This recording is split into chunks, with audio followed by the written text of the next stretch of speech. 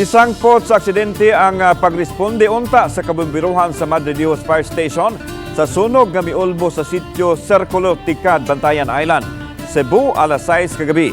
Makita sa video gipost ni Marl sa kalit nga pag-abante sa fire truck samtang nagkagulyang ang mga tao sa pagpaong sa dakong kayo.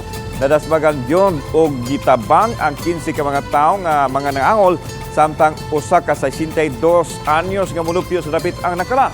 Matod ni Police Sergeant Chomari Bendicio sa Bantayan Police Station nga usa ang nakalas sa mga mitabang sa pagpaong sa kayo ni adtong higayuna.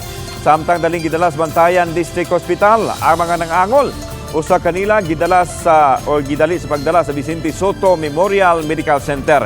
Misunod na og hinabang pinansyal ang Madre Dios LGU alang sa mga nabiktima sa mga aksidente. Nasayran nga samtang nagload og tubig ang mga fire truck, mikanaog ang driver og mitabang usab sa pagpaong sa kayo.